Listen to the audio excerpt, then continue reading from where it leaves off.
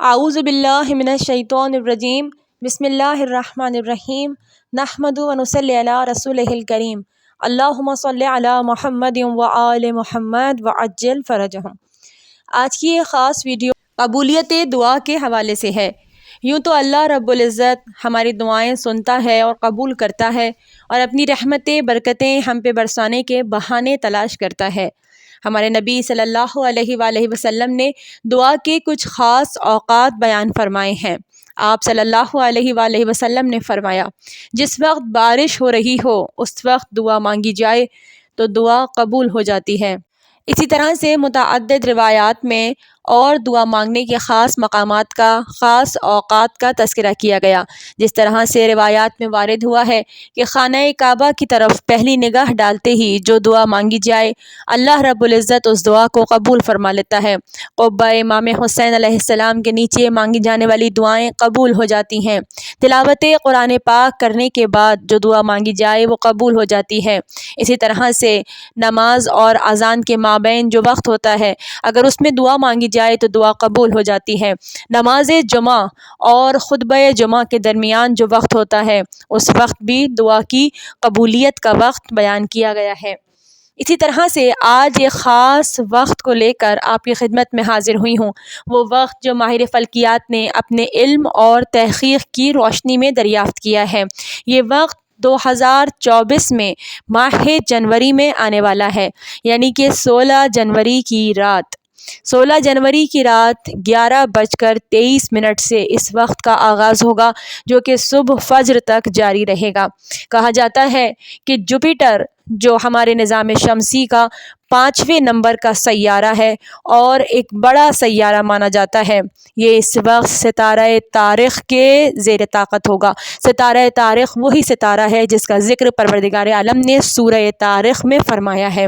یہ ٹائم جو 11:34 سے آغاز ہوگا اور صبح 5:10 تک رہے گا، بہت ہی خیر و برکت والا ٹائم ہے اور قبولیت دعا کا ٹائم ہے۔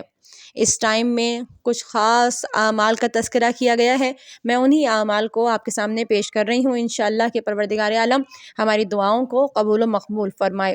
سورہ طارق کی تلاوت کی جائے، درود شریف کوئی سا بھی پڑھنا چاہیں 11 بار یا 21 بار تعداد کو مقرر کر کے پڑھیں۔ اس کے بعد ایک تسبیح صلوات 34 مرتبہ اللہ اکبر، 33 مرتبہ الحمدللہ اور 33 مرتبہ سبحان اللہ پڑھیں۔ اس کے بعد قبلہ رخ ہو کے بیٹھ جائیں، 3 بار کہیں یا اللہ یا اللہ یا اللہ، پھر 3 بار کہیں یا اول الاولین یا اول الاولین یا اول الاولین، پھر 3 بار کہیں یا آخر الآخرین یا آخر الآخرین یا آخر الآخرین، پھر 3 بار کہیں یا ذو القوۃ المتین یا ذو القوۃ المتین یا ذو القوۃ المتین۔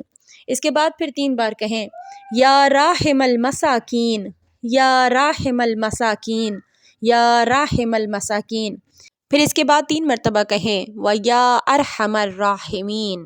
اس کے بعد پھر درود پڑھیں اور وہی تعداد جو پہلے مقرر کی تھی اسی تعداد کے مطابق پڑھیں، یعنی 11 بار یا 21 مرتبہ، اور اس کے بعد اپنی دعائیں بارگاہ رب العزت میں بیان کریں۔